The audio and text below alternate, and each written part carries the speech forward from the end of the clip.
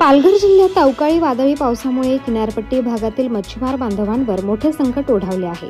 बोटी, जाळी, मासेमारीसाठीची यंत्रसामग्री यांचे मोठ्या प्रमाणावर नुकसान झाले असून अनेक कुटुंबांच्या घरांची छतं उडून गेली आहेत। या पार्श्वभूमीवर पालघरचे खासदार डॉक्टर हेमंत सावरा यांनी प्रत्यक्ष घटनास्थळी भेट देऊन परिस्थितीची पाहणी केली। खासदारांनी मच्छीमार बांधवांशी संवाद साधून त्यांच्या व्यथा जाणून घेतल्या आणि नुकसानग्रस्त बोटी तसेच साधन सामग्रीची प्रत्यक्ष पाहणी केली।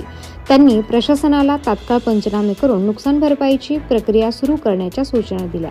यावेळी खासदार डॉक्टर सावरा म्हणाले की मच्छीमार समाज हा आर्थिकदृष्ट्या अत्यंत कष्टकरी आहे। अशा आपत्तीच्या वेळी शासनाने त्यांच्या पाठीशी ठामपणे उभे राहणे अत्यावश्यक आहे।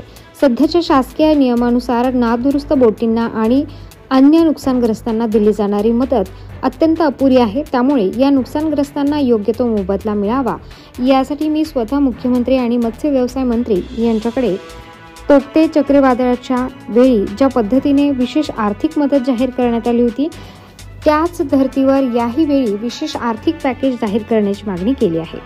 मदतीचा मार्ग जलद गतीने खुला व्हावा यासाठी सातत्याने पाठपुरावा करणार आहे। तसेच जिल्ह्यातील इतर तालुक्यांमध्ये घरांचे व शेतीचे झालेले नुकसानही गंभीर आहे।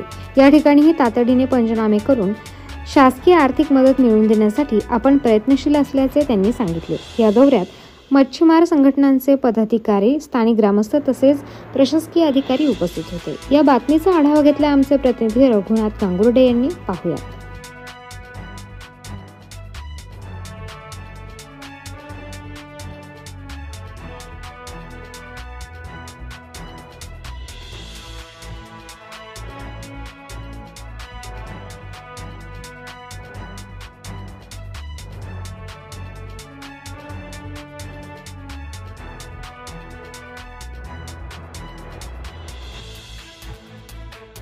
ताज्या व महत्त्वाच्या बातम्या बघण्यासाठी प्ले स्टोअरवर जा, प्रबलभूमी ॲप डाउनलोड करा व या धावपळीच्या जीवनात अपडेट रहा।